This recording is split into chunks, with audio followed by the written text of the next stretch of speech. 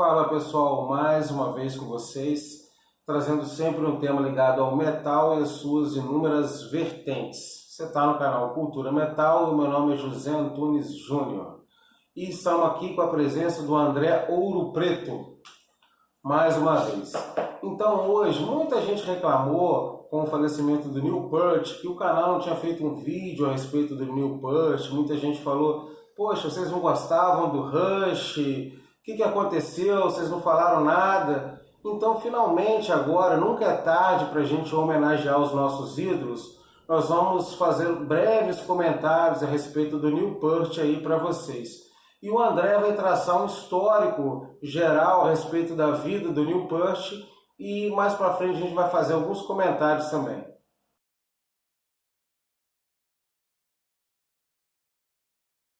André, a palavra é sua, meu caro. Bom, antes de mais nada, é importante ressaltar que eu também não sabia disso, fiquei sabendo disso muito recentemente. Todos nós falamos o nome do cara Neil Peart. Eu sempre falei Neil Peart. Eu conheci Rush através dos meus primos por volta de 1982. Então já mais ou menos eu denuncio a minha idade aí e tô velho, mas sempre falei, eles também sempre falaram Neil Peart. Recentemente descobri que não é Neil Peart, é Neil Peart que se fala o nome do cara. Eu também não sabia disso. Bom, exímio baterista, um dos meus ídolos assim na bateria, nasceu em 1952 na cidade de Hamilton, em Ontário, né? Aos 13 anos aí pegou pela primeira vez aí ganhou dos pais um par de baquetas, uns pratos, e prometeu para os pais que, caso os pais prometeram para ele, caso ele praticasse bastante, que ele então ia ganhar um set de bateria, né? Foi o que aconteceu, ele tocou em algumas bandas locais, aquela coisa que acontece muito nos Estados Unidos, Canadá, até na Europa tem aquelas bandas locais, banda de baile, né? Tocou muito assim, banda de baile, sempre um cara muito estudioso, muito dedicado. Aos 18 anos resolveu se mudar para Londres, onde conheceu, assim, início dos anos 70, né? Então, foi onde ele adquiriu a grande parte das suas influências, né? Que são o Bill Bruford, né? Grande Bill Bruford, que tocou em diversas bandas, o UK, diversas bandas, Keith Moon, The Who, né? John Bonham, Led Zeppelin, né? E Carl Palmer. Então eu acho assim, realmente, se você pegar o estilo do Neil Peart, se pegar esses bateristas que eu falei, realmente esses bateristas traduzem muito bem a maneira como ele toca.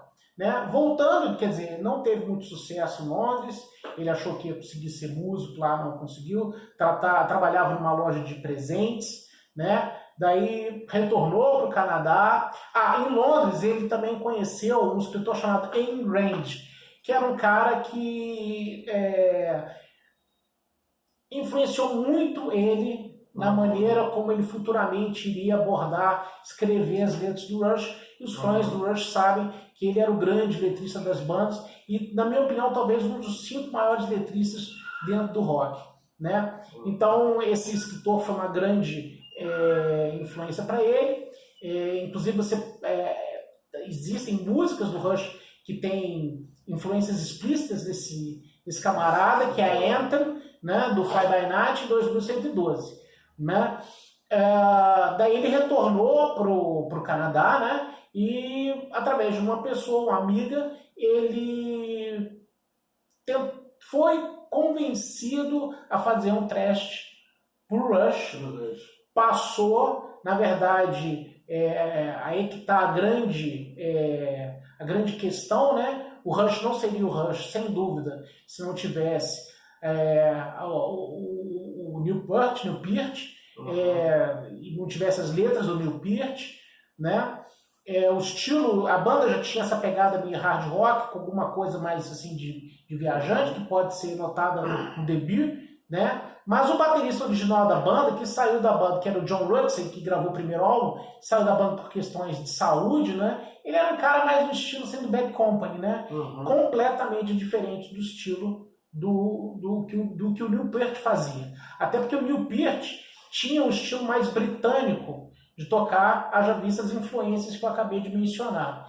A banda, inclusive, acabou gostando dele, ele achou que a audição dele não tinha sido legal, mas a banda acabou gostando bastante dele, e eles não eram, o Alex Lifeson e o Geddy Lee não eram letristas, não tinham preguiça de fazer, viram nele um cara extremamente letrado, que gostava de ler.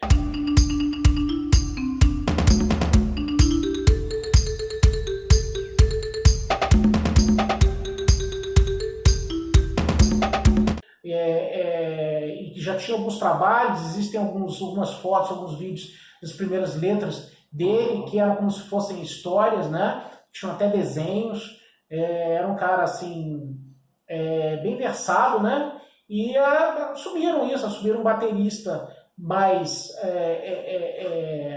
técnico, né? E as letras também, eu acho que elas refletiam até a personalidade dele, do Neil Peart, né? No dia 14 de 8 de 1974, então, ele fez o primeiro show com o Rush, abrindo para o Uriah Heep e para o Manfred Mann, né? E aí foi embora, né? O Rush, só você escutando os álbuns e seguindo a carreira, você vê a evolução que essa banda teve do Fly By Night, sempre atualizados, né? Eles nunca perderam a identidade deles, mas eles sempre pegaram um pouco das influências do que estava ali. Quando, por exemplo, eu gosto sempre de falar assim, final da década de 70 e início dos anos 80, eles mesmos já estavam um pouco saturados dessas viagens do progressivo, que pode ser claramente notado no Hemispheres. Eles gostavam muito de The Police, pegaram os caras da Police. Então você vê que em discos como o Permanent Waves e já no Moving Pictures em diante, e já tem essa pegada meio ska e de New Wave. Então eram caras sempre assim, muito antenados, né? Já nos anos 80, a partir do Grace Under Pressure, ele começou a também usar. Ele sempre foi um cara com uma bateria enorme, né? Kit enorme, com partes assim, de percussão. Também, né? Isso.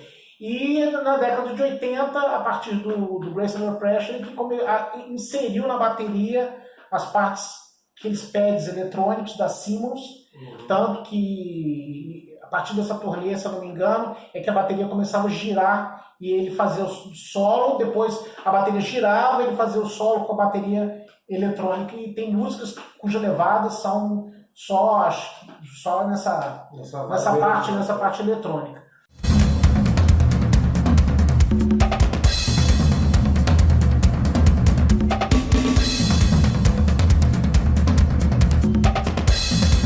Né? Era um cara que, além desses bateristas britânicos, também descobriu bateristas de jazz, né?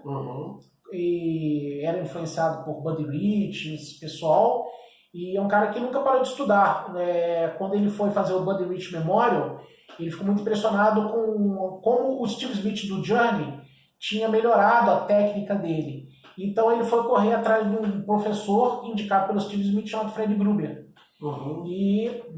E aí tocou, melhorou, né, a sua técnica, e infelizmente, mas agora no final da vida dele, houveram algumas tragédias, né? Ele perdeu era casado há alguns anos com a Jaqueline, e perdeu, o casal perdeu a filha, a Selena, com 19 anos, no acidente fora de Otário. Isso foi em 97. 6 meses depois, a esposa dele, Jaqueline, morreu de câncer. Isso deu uma pane nele. Ele passou mais de ano viajando, escreveu um livro, Viajando de Moto, para esparecer, para entender o que conseguir digerir aquilo tudo.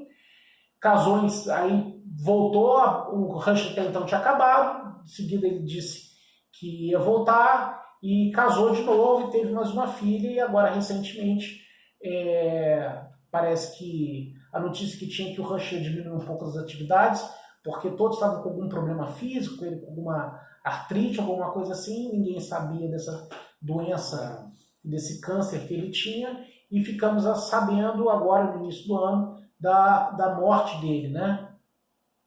E basicamente é isso. Era uma pessoa extremamente tímida, né? Reservado.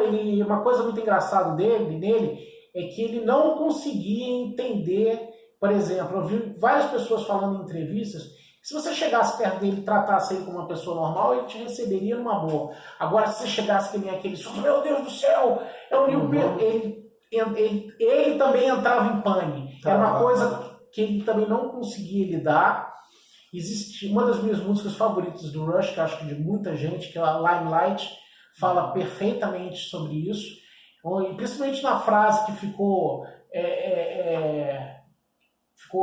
imortalizada, onde ele diz que eu não posso fingir que um estranho seja um amigo que eu não vejo há muito tempo, um amigo que eu aguardo ver, né, há muito tempo, né? Agora, como músico, quais são as suas impressões dele como músico? O Neil Peart, eu acho que daqui a 50 anos não vai ter um baterista que consiga fazer o que o Neil Peart fez em vida, né? Uma coisa interessantíssima foi o fato de quando ele entrou no Rush, ele mudou vertiginosamente o som do Rush. O primeiro álbum é estritamente mais hard rock, mais rock and roll. Muita influência do Led Zeppelin. Alguns falam isso, essa influência do Led Zeppelin. E quando ele entrou, ele mudou vertiginosamente. Uma coisa que eu noto no Neil Peart... E a banda continua mudando, né? Porque, por exemplo, ele era um baterista que, no kit de bateria dele, ele colocava muitos instrumentos ligados à percussão. E ele conseguia, as linhas de bateria, incluir essas percussões de uma maneira que eu não vejo nenhum outro baterista fazer. Então isso é um grande chamativo que eu acho que ele tinha. Pode o cara tocar a velocidade da luz, pode... O Neil Peart, cara, ele tem uma técnica que é só dele. Existem inúmeros bateristas hoje que são extraordinários, mas a técnica e a postura dele, eu acho que vai ser difícil o que eu acho superar.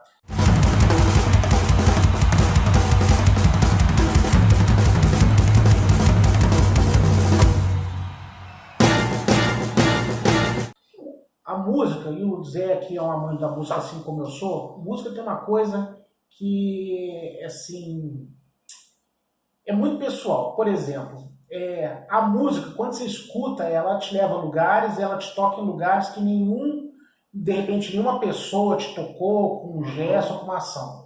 Então, música é uma coisa muito íntima, e tem certas bandas que tocam você nessa parte do seu interior, né? E te emocionam, te causam... O Rush era uma dessas bandas, né? Tanto que, assim como tem outras, Led Zeppelin, Iron Maiden, grandes bandas, né? Então, eu acho que cada um de nós que é fã de Rush acha que a banda é um pouco sua. Sim. Da mesma forma, quando você passa anos escutando uma banda, parece que você conhece aquelas pessoas, né? Como o vídeo do Gastão, ele acabou falando que é como se ele conhecesse, porque escuta a banda desde 79, eu escuto a banda desde 89. Então parece, aquilo se torna parte da trilha sonora da sua vida. Sim. Então, eu acho que são coisas que nos tocam muito, são certos cheiros que a gente sente, são certos lugares que a gente vai, são certas melodias, certas músicas. E eu acho que ele conseguiu isso muito com o Rancho. Uma coisa que eu tenho para falar do Neil Peart, que é o seguinte, não vou dizer que ele foi o baterista mais influente de todos, porque influente diz respeito ao número de pessoas que você vê copiando o estilo. O estilo dele era difícil de copiar, então não era por aí. Agora, como músico, ele foi um dos maiores músicos que o rock já teve. Porque ele não era só músico, ele era músico e letrista, um dos maiores letristas que o rock já teve, né? E, como o Zé mesmo falou, a bateria dele, apesar de ter todos aqueles elementos de percussão, ela era fluida.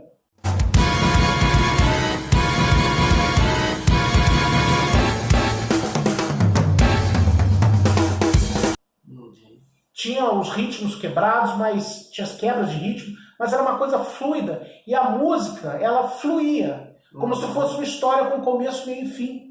Não era uma coisa, apesar de ser uma coisa complexa, não era abrupta. Né? E eu acho que essa era o grande... E tudo tudo colava, como se tivesse um cimento ali, muito, sabe, colava a letra com as melodias do Alex, com a voz, mesmo que tem gente que, no primeiro audição, causa estranha, a voz do Geddy Lee, com a bateria dele, e nada era assim abrupto, sabe, de rude. Era tudo muito fluía bem, e que mostra que ele era um excelente compositor. E para compor linha de baterias como ele compunha, com complexidade com que ele compunha, eu acho que não existe, nem existirá nenhum outro. Difícil falar que o cara era como um Buddy Rich da vida, né? Até porque ele era fã do Buddy Rich, ou como ele era, tipo, sei lá, um John Bonham, que era completamente diferente. Tinha talvez a pegada ali do John Bonham. Mas ele, como músico, ele conseguia fazer com que a mágica acontecesse dentro da banda. E se não fosse ele, com certeza o Rush não seria o que é hoje, porque no primeiro disco já tinha os outros dois. Sim. Entendeu? Então eu acho que essa mágica da banda, que eu acho tão fantástica, né? Que as pessoas... todo o processo de composição que hoje em dia está tão desvalorizado. E, inclusive, quero até fazer aqui um adendo, que eu acho, na minha opinião, não considero o Rush como banda de hard rock, não considero o Rush como banda de heavy metal, considero o Rush como uma banda de rock progressivo, né? Só que é uma banda de o rock progressivo, ele é tão variado, você vê. É um rock progressivo um pouco mais pesado, eu diria. Né? Mas é rock progressivo. Eu pessoalmente não colocaria eles numa categoria de, por exemplo, de hard rock. Acho que não tem nada a ver. Mas o rock progressivo ele é tão variado, você vê, por exemplo, Yes é rock progressivo, que é diferente de Pink Floyd, que é rock progressivo, que é diferente. Então é difícil você dizer que rock progressivo tem que ter uma sonoridade, tem que ter elementos. Mas a sonoridade, cada banda tem sua sonoridade diferente, graças a Deus. Eu arriscaria dizer que o Rush, junto com algumas bandas, talvez aí o Uriah Heep, foram uma das primeiras bandas, foram os precursores do que nos anos 90 se consolidou como sendo o metal progressivo, que inclusive pode ser até uma temática de um próximo vídeo nosso. Até aproveitei e vim aqui com a camisa do Corona, né, que é uma banda de metal progressivo e que claramente é influenciada pelo Rush, que dizem que é o Rush do Thrash. É um trio e é a mesma formação. Eu digo isso pela forma como eles tocavam, sendo progressivos, mas com certo punch que outras bandas da mesma época, do mesmo meio aí não tinham, né? Então eu diria que pela forma como eles influenciaram essas bandas que chegaram nos anos 80 e que se consolidaram dentro do que é mesmo o metal progressivo, como bandas como o Fates Warning, como o Queensryche, como talvez um pouco o Crimson Glory, como o Dream Theater, como o Ivory Tower, né, Zé? Que você gosta tanto. Isso, muito né? Como Coroner, como Watchtower, como todas essas bandas, como Realm, como todas essas bandas que nós pretendemos fazer um vídeo falando do metal progressivo. Eu acho que talvez o pontapé inicial, que a banda que conseguiu juntar a complexidade do progressivo mesmo, não são alguns influências, progressivo mesmo, com o punch do rock, né, daquela pegada mais rock. Eu acho que a primeira banda aí foi o Rush. E é isso, tá aí a nossa homenagem para esse grande instrumentista, e perda irreparável, não vai haver outro Neil Peart. Eu, inclusive, prefiro que a banda acabe, não acho legal montar, acho que nem tem como montar uma banda botar outro cara no lugar dele, acho que isso não tem nada a ver, acho que as coisas tudo tem hora para terminar, né? E tudo tem um fim. Né? Infelizmente, foi antes do que a gente esperava. Eu também acho. E outra coisa também, muita gente até falou, bota o Mike Portnoy e continua. Não é a mesma coisa. Mike Portnoy, me desculpe, Mike Portnoy toca muito, é um grande baterista, hoje vivos, é um dos maiores bateristas, mas não tem como comparar. Não, é a mesma coisa que querer que o The Doors volte sem o Jim Morrison. Na minha opinião, o Rush é aquele trio com o Neil. Sem ele não é mais Rush. Acredito também que o Geddy Lee, o Alex Lifeson, talvez façam outros projetos, mas não com o nome do Rush. Sim, o Rush, sem dúvida, era esse trio aí que juntos faziam a mágica. Isso aqui é o legal da música. São pessoas diferentes que se unem e desse casamento sai uma coisa maravilhosa. E o Rush era uma dessas coisas maravilhosas. Era uma das obras-primas assim, que você pode realmente reverenciar dentro do rock. É uma pena que ele faleceu, mas o seu legado é grande, a obra que ele deixou é magnífica, então fica aí a nossa homenagem, vamos todos... Eu vou passar a semana escutando Rush. Então, é isso aí. É isso aí, valeu galera, espero que vocês tenham gostado, um agradecimento especial aos novos e velhos inscritos. Tamo junto e misturado, um abraço.